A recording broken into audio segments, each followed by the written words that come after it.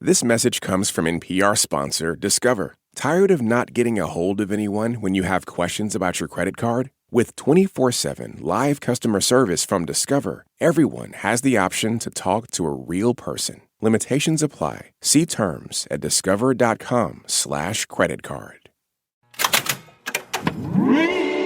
Hello, hello. I'm Brittany Luce, and you're listening to It's Been a Minute from NPR, a show about what's going on in culture and why it doesn't happen by accident.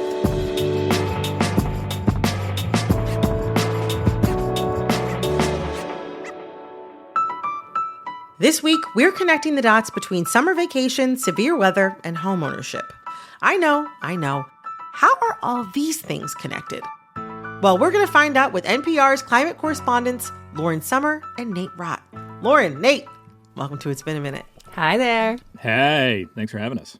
I'm sure as climate correspondents, you get this a lot, but I feel compelled to ask, how is the weather where you are? Whew. I'm in Ventura, California, and it is what we call May gray, and it's just kind of like damp and cold and definitely does not feel like summer. But I live in Southern California, so I'm not one to complain about the weather. Fair enough. I'm in NorCal, the Bay Area, but it is actually very hot here and not foggy for once. Wow. Congratulations on not having any fog. That seems like it controls a lot of your area. Now, this is a culture show, and weather actually does determine a lot of our culture. It's a really present tone setter. It can make a day, ruin a day. It can determine a lot of what we can do and how we organize our lives, and it also has huge consequences. Over Memorial Day weekend, we know of at least 23 people who died in severe storms across the American South. We're talking about deadly tornadoes and lightning storms that took out power for hundreds of thousands of people. There were huge delays at airports across the Northeast. People were stranded for hours or days far away from home. This is all happening at a time when forecasters are predicting a summer with increasingly severe weather. Lauren, Nate, when we were preparing for this conversation, you both casually referred to this season as disaster season. And I mean, it rolled off your tongues because I take it you use the term a lot when describing the months we're about to head into. When did that change happen for you from talking about summer as just summer to thinking about it as disaster season? You know, before I even started at NPR, I worked as a wildland firefighter, and, summer is fire season. Mm-hmm. And then when I started at NPR, you just find, summer months is like, cool. I want to plan my vacation. My buddy's getting married. There's all these things happening you want to go do. But the reality is hurricanes happen in the summer. Wildfires happen in the summer. Mm-hmm. Heat waves happen in the summer. And so, whatever plans you have are like to be disrupted. I don't know, Lauren, I didn't poison you with that idea of disaster season. You've thought that forever, right? Yeah, we plan our lives for busy summers on the climate team at NPR. You'd think we wouldn't be surprised, right? As climate reporters, we follow this stuff really closely. But the federal forecasters just came out with the hurricane forecast for this coming year. They expect it to be the most active on record. 17 to 25 named storms. How storms get names when they're really big storms. So the ocean's really hot right now. And that's what helps fuel hurricanes, right? Hot Atlantic, big destructive storms. You think we'd be prepared. And I think we're still kind of just thrown back every year at just how much more extreme it is getting year to year. If I step back and think about quote unquote disaster season, as a description, it makes sense. We're talking about the months that, as you both have mentioned, we're seeing severe flooding, hurricanes, tornadoes, wildfires, extreme heat. And we know that these types of weather events are becoming more costly. And quite literally, Nate, I know you've done a lot of reporting on how this has impacted homeowners insurance. For sure. It's getting harder and harder to get that kind of insurance, not just in places like California and Florida, but also in places like Iowa or Utah. How has extreme weather caused by climate change upended the insurance industry? So let me give you the short answer, right? Mm-hmm. Which is that risks for insurance companies are now outweighing the potential profits in a lot of places. So, if you think about how insurance works, right? You and I and Lauren and a bunch of other people, we pay premiums to an insurer for a house every month, right? So that if something ever happens to my house or your house or Lauren's house, basically the insurance company has money to then pay to help cover that loss. So the problem is in some parts of the country, like where we are in California, like in Florida, and other kind of very climate vulnerable states, they're seeing so many losses that it's outweighing the money that these insurance companies are taking in. Or, if that's not the case now, their models are telling them that it could happen soon. So that's why insurance costs are going up for everybody in the country, right? Virtually everywhere you're seeing insurance prices go up because the insurance companies are trying to cover their butts, basically, right? And make sure that they have enough money to cover for payouts. And that's why you're also seeing them just straight up get out of marketplaces. If you want a mortgage, you have to have insurance, right? Totally. Okay, so the thing that I'm wondering is like, does that just mean that in the near future, more and more people are going to be unable to purchase a home? I mean, we're already in a housing crisis. How does this add to that? I mean, it could totally make it worse, yeah. There's two things that happen, right? You could be a person that owns a house and then all of a sudden you're what they call home poor, right? You have a nice house, but you can't insure that house. So really what you're doing is you're sitting on a huge liability. And I remember in Hurricane Harvey talking to people in Houston who had inherited their house from their parents, who had inherited it from their parents, and all of a sudden they're looking at this as like not this cool, awesome nest for their family over generations, but just it was becoming this giant liability. And yeah, I mean, if you're a first-time home buyer, if you want to buy a house and you can't get insurance on your house, no lender is going to be like, yeah, dude, take all this money. We'll lend you a bunch of money on this thing that you can't insure. So it does make the entryway into homeownership potentially a lot harder. But yeah, as you said, there's a housing shortage in a lot of parts of the country, right? Like there's just not enough housing for people who need it. And so it's really a tough question for communities about building housing too, right? We need more housing. Where do you put it? And in a lot of places, it might be somewhere that's probably going to burn at some point. Or maybe it's near the coast and there's sea level rise and there's flooding, or there's a place where there's hurricanes. And so we see a lot of debates happening in local communities right now, which is like, okay, well, a lot of this housing was built when we didn't know, or maybe didn't quite understand how bad the risks are. Now we know. Is it okay to build housing if people are going to be at risk in those places? City council meetings get so heated over this, with people saying, like, I want my kids to be able to live here. Like, it's really important to me. Gosh. On the flip side, saying, like, you can't put people here. The houses might burn down. Like, what's the amount of risk that we're willing to take? Because that's a really tough push and pull between that risk and keeping a community together, keeping that community growing. Elected leaders, they don't get elected usually saying, like, I don't want this community to grow. So it's a really tough local decision, and it is a local decision. Thinking about the future, there are already so many people who have set down their roots in places where climate change is already impacting them, in some cases severely and in life-altering ways. These people can't just up and leave their homes, but it can be difficult to insure their properties. How are we going to adapt to this future? Man, if I had the answer to that, I would not be working for public radio. You would have sold it and you'd be sitting on a pile of money. Yeah, I'd be buying houses with all cash. Yeah, exactly. No, I mean, like, look, there are ways to adapt, right? And we're seeing that in a lot of places. So like in the West, right? And frankly, not just in the West. I think we forget that wildfires are normal all over the country. Oh, trust me. I had orange sky and I was breathing in smoke last summer in New York. So you're absolutely right. Totally, yeah. So I mean, like, look, with fire, it's like virtually every community in the country has something called defensible space planning, which is just like, I'm going to figure out a way to take vegetation away from my house. I'm going to make sure that my wood deck on the back of my house doesn't have a propane tank sitting under it, right? Like little things that you can do, change the type of roof on your house, that actually do make a really big difference if you are in a situation where a fire is approaching. Yeah, and it's interesting that in California, there are a handful of insurance companies that are giving you a small break on your premiums if you do prepare for wildfires. So they're starting to try to incentivize this type of preparation. But a lot of it's not stuff we would consider super, maybe I'll try to convince you it's very sexy. It's stuff like building codes. It's stuff like wastewater systems. This isn't stuff we usually think about, all this infrastructure, but building codes really matter when you want a roof that doesn't blow off in a hurricane, right? Or flooding is a huge issue. I mean, that was 2021 when that remnants of Hurricane Ida kind of came through New York and New Jersey. There was horrible flooding, right? We're not prepared. I don't think it's going out on a limb to say that New York City or even the tri-state area is particularly prepared to deal with that kind of very fast flooding. Yeah, and it's not people that live right next to the water, right? It's just rain. It was rainfall. And that just points to kind of this like very basic issue, which is rainstorms are getting more intense. They're dumping more water. When that water hits concrete, it's got to go somewhere. Yeah. And it needs to go in the storm drains. It needs to drain away. And that infrastructure just isn't able to handle all that water. That's why you saw water in the streets. That's why it was flooding basement apartments where some people lost their lives.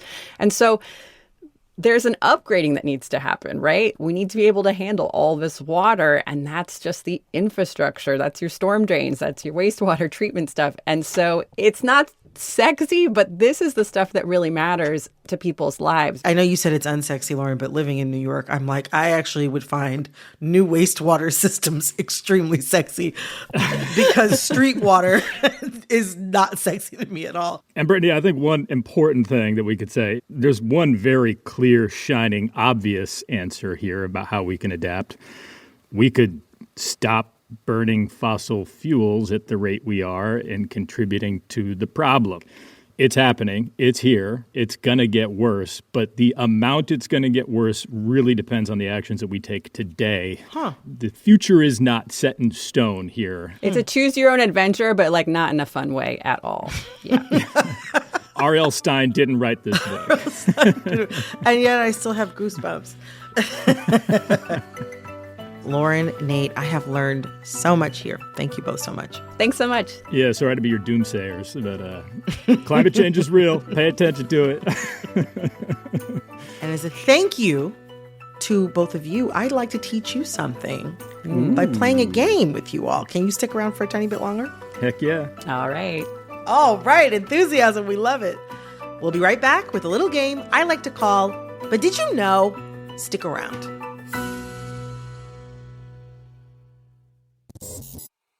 The following message comes from NPR sponsor Saatva. Founder and CEO Ron Rudson is proud that each Saatva mattress is made to order.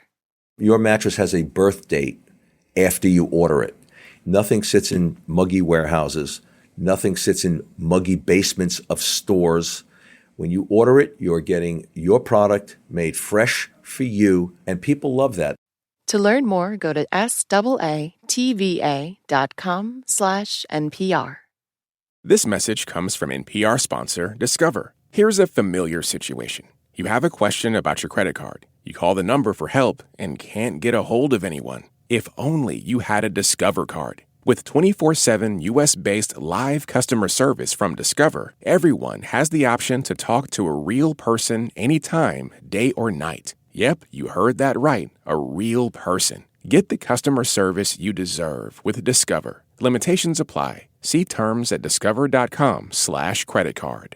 This message comes from NPR sponsor REI Co-op. REI has gear, clothing, classes, and advice for camping and glamping, biking and hiking, axing and snacksing, backpacking, and another outdoor thing that rhymes with backpacking. Visit your local REI Co-op or rei.com for the 1,000,001 ways you can opt outside. All right. We're going to play a little game I like to call, But Did You Know? Here's how it works. I'm going to share a story that's been making headlines this week, and as I give you some background on the story, I'll also ask you trivia related to it. But don't worry, it's all multiple choice. And the first one to blurt out the right answer gets a point. Person with the most points wins. And their prize is bragging rights, as I say every week. I'll take whatever I can get. Are y'all ready? Yeah, let's do it. Yeah. Okay. All right. Here we go. Maybe it's a plague, maybe it's a miracle of nature, but no matter how you look at it, cicada broods, 19 and 12, are emerging all over the Southeast and the Midwest. They're inescapable. Literally, they're all over the place in these regions. How many cicadas are expected to appear out of the ground? Because they live in the ground. They come out of the ground That's freaky. But how many cicadas are expected to appear out of the ground this year? Is it more than A, 1 billion with a B, B, 500 billion with a B, or C, 1 trillion with a T? I'm going to go B, 500 billion. I'm going to go A. Going conservative. Well, you're both wrong. The answer is It's trillion? C, 1 trillion with a T. That's terrifying. Exactly. I mean, amazing. I know, but terrifying. I can't even comprehend that. I can't When either. it gets to a trillion, it's all just zeros. Yeah. Yes, exactly. More than 1 trillion cicadas will emerge. And to put this in perspective, it's commonly accepted by entomologists that there's an estimated 1 million cicadas per acre. I repeat, 1 million per acre. It's like zombie apocalypse in an insect form kind of thing, you know? You got to respect for cicadas, though. You got to respect them. Yeah. I know, irrepressible. I'm like, I wish I had that kind of persistence, that kind of energy, that kind of consistency, that follow through to come back when I say I'm coming back.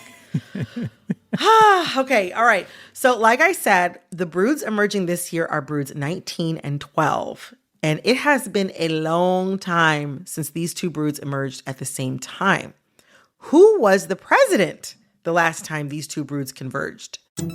Was it A, Woodrow Wilson, B, Abraham Lincoln, or C, Thomas Jefferson? Who is it? I'm taking Jefferson on this one. Let's go Honest Abe, you know? He never led us astray. Well, the answer, Lauren, you're in luck, is C, Thomas Jefferson. Oh, This will be the first time in 221 years that these two broods converged. And for those of you worrying about these trillions of bugs, it won't happen again until 2244. So unless you've got cryogenic freezing money, I think you're safe. Maybe not from the oceans, which will have risen by then. Maybe not from the oceans. True. All right, to recap the score, Lauren, you're at 1 point. Nate, you're at a whopping 0 points. 0. Without further ado, it's time for that final question. This one is winner takes all because we don't do tiebreakers around here. We just finish. Give the crown. I get it. Choose your player. Choose your player. All right.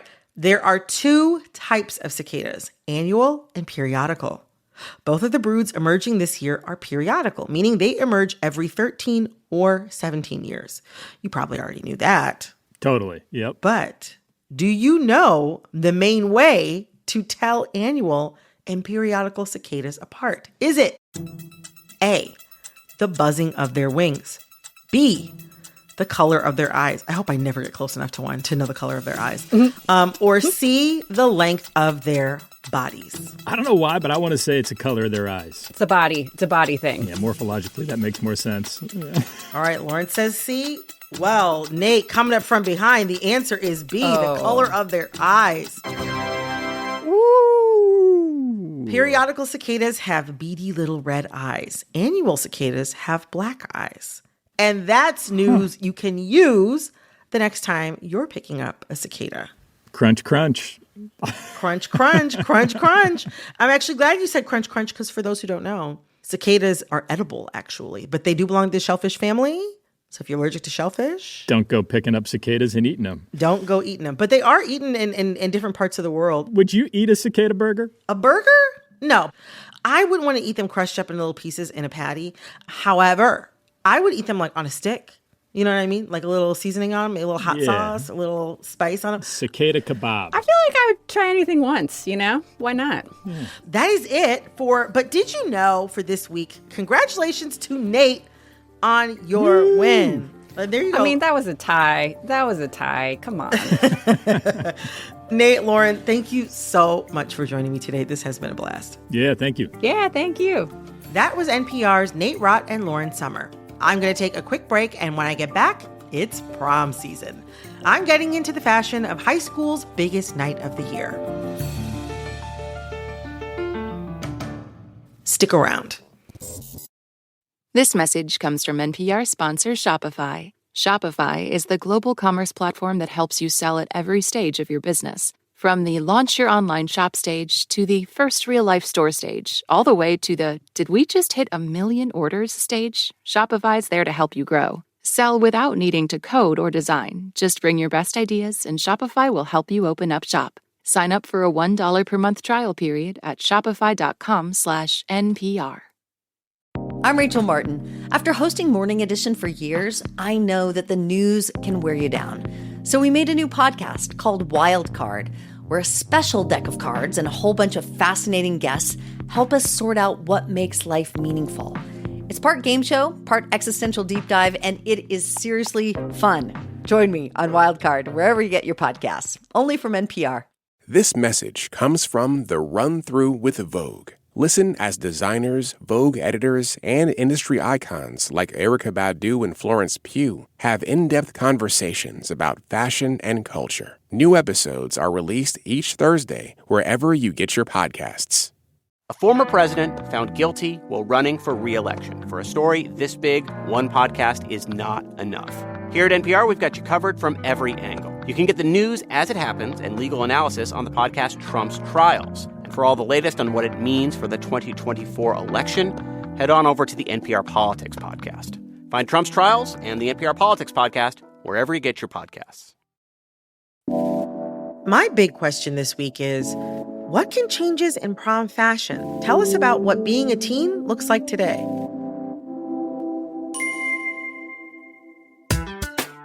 It's prom season.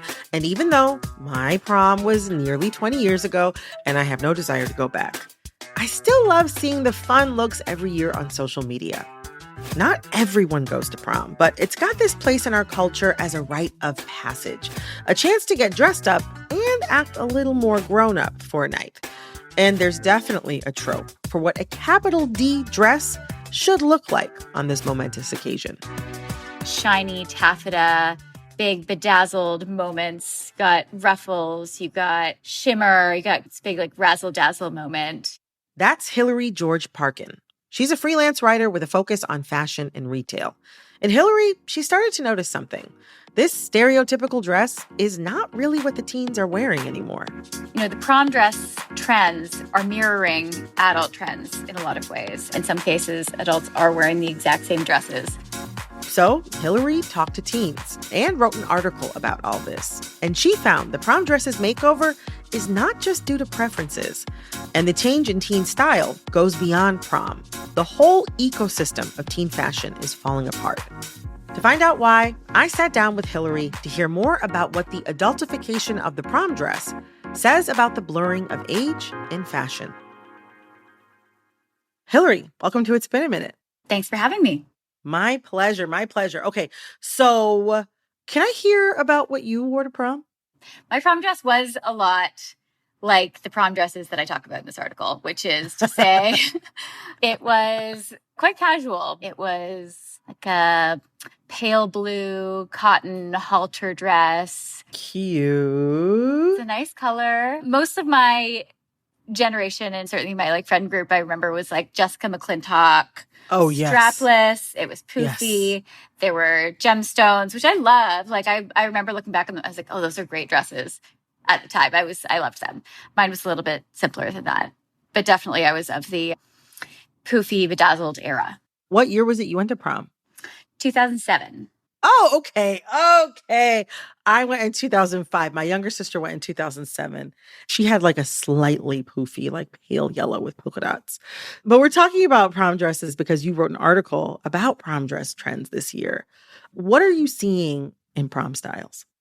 Yeah. So I think in general, the styles we're seeing are quite adult, which can look like many different things. There are popular prom dresses today that are coming from brands that generally do bridesmaid dresses. And there are others that look like something you might see on the red carpet. On the one side, kind of that simpler, more casual, a lot of floral prints, garden party look. On the other, this kind of slinky, sexy type of style. And both of those not being kind of traditionally teen looks. So for your article, you talked to a bunch of teen girls. What was the image they wanted to achieve for their big night? So I think one thing that these teens are prioritizing is kind of a longevity to their prom dress, something that they aren't going to look back on and be like, oh, I regret wearing that. So I talked to one 18-year-old from Illinois, Grace, and she specifically said that she didn't want something to scream prom. So she found a dress that she loved on Pinterest, which was a common theme, I heard, Pinterest being very big with the teens. Yeah, she thought it looked classic and beautiful. I think what she was saying that she wanted it to express about her was an element of individuality and a truthfulness to her personal style. It's interesting to me that Grace didn't want her dress to scream prom, or that there was this desire to come off as like more mature or composed. I mean, in my opinion, based on my own experiences, teens have long wanted to seem more adult-like. And so it makes sense to a certain degree to me that we would see that reflected in prom styles. I wonder, in what ways is this trend toward more adult-like prom dresses old? And in what ways is this new? What's different now, I think, is the access in general that teenagers have to the same influences, images, and retailers, in many cases, as adults. So whereas I was pouring through Teen Vogue as a 16-year-old, Right. they're on Pinterest. So on Pinterest, this dress comes up. It's decontextualized from where it's come from, what it is, which is a brand that largely does bridesmaid dresses. They're just seeing it as, oh, I love this dress. And it's maybe gone viral amongst teens who are into fashion on this platform, and also amongst adults who are into fashion on this platform. So the influences are coming from different places. So it might be an influencer in their 30s who a 17-year-old follows, and a 20-something follows, and a 40-something-year-old follows. Like, there's an element of flattening across age boundaries. Yeah, even beyond prom, it seems like the way teens take in any fashion content now is totally different. Like, teen magazines have taken huge hits. Many of them don't exist anymore, or exist mostly online. How has the collapse of teen style media also collapsed what's aspirational for women of all ages?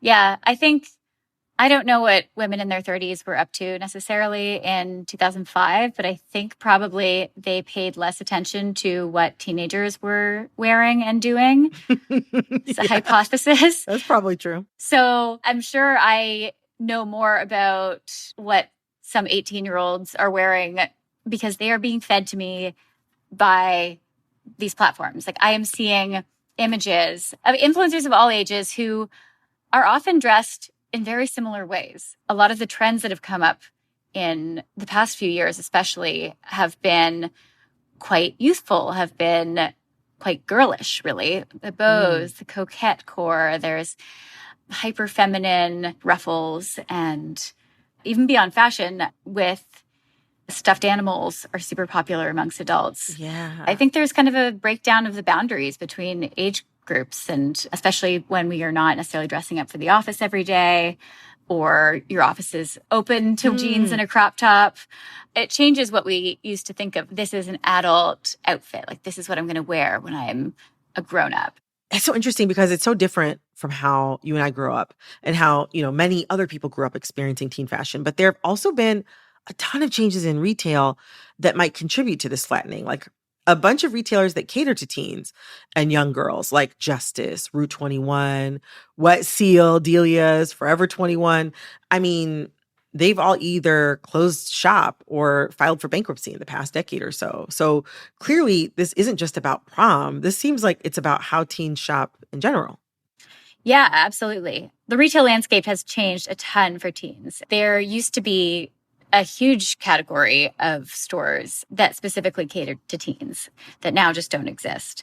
And department stores too. I mean, that was a big place to go and get a prom dress. Juniors departments, Mrs., yes. I remember my older sister going to the Mrs. department too after she aged out of juniors. But yeah, a lot of brick and mortar department stores that have those specialized departments have closed stores along with the teen stores. And I kind of wonder, like, is it like a chicken and egg thing or something like that? Like, are the teens responding to the market around them, or is the market responding to the teens? I don't know. I think it's a bit of both. I think as teens have access to more options, outside of the stores and media outlets that are specifically catering to them, they're naturally going to look around and experiment and find new places they want to shop and new things they want to read. And at the same time, the fact that these stores then don't have as much traffic, they don't command the same market share, they are less influential, then they start to not have the cool things. They're not the places you want to necessarily go. Then that drives even more teens away. Then they start to close. And so then it's kind of this loop that keeps going. You know, we didn't always have a separate category for teen style. I mean, the idea of teenagers was invented. It was an invented idea, and it was only invented less than 100 years ago. And it was really useful as an advertising category. Why did that happen? It was related to more and more Americans going to and graduating from high school rather than entering the workforce right away. And they had unique culture. They had unique buying patterns. They would be advertised to in a specific way. And so teenagers were a unique category in a way that they weren't before that. Of course, teenagers still have their own specific buying patterns, but at least from a fashion standpoint, it seems to kind of have dissipated somewhat as a distinct section along with, the teen magazines.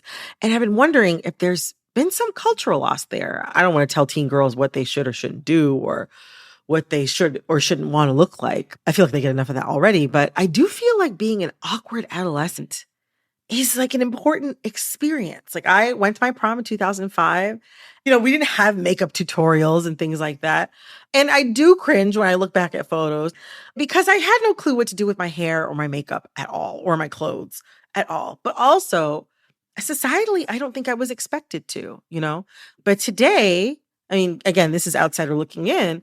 It feels to me like because of all the tutorials and the products and the editing apps, because all of that stuff is available to teens now, it feels like it's also come with this expectation that, like the rest of us, that they're supposed to be polished and supposed to be put together. And it just feels like a missed opportunity for experiencing what it's like to have the space to be cringe. Yeah. There's way more. It's not necessarily that more people are looking at them or that, people do have these expectations, but more of a feeling that people do because they're seeing teens their own age on social media and adults on social media as well who are put together, who do have a particular style, who do have that kind of polish. And so there is then that kind of internalized expectation of like, I have to live up to that. I should be wearing those clothes. I should be doing my makeup like that. The accessibility of makeup tutorials, I think, is a game changer. Really, they have ways to learn that just were never there before. You couldn't do that from a book. No, couldn't do that from a book. But you know what, though? Fortunately, back then, also the pixelated digital cameras. Oh, yeah. I mean, they were really not. They're very generous. They couldn't pick up. Yeah, they couldn't pick up on the details. So I'm like, too much bronzer? No problem. Hillary, thank you so much for coming on today and talking with me about prom style. So much fun. Thank you. Thanks again to Hillary George Parkin. You can find her article on prom fashion in The Atlantic. This episode of It's Been a Minute was produced by Barton Girdwood, Alexis Williams, Liam McBain, Corey Antonio Rose. This episode was edited by Jessica Plachek, Sarah Saracen. Engineering support came from Kwesi Lee. We have fact-checking help from Cecile Davis Vasquez. Our executive producer is Verilyn Williams. Our VP of programming is Yolanda Sanguini. All right, that's all for this episode of It's Been a Minute from NPR. I'm Brittany Luce. Talk soon.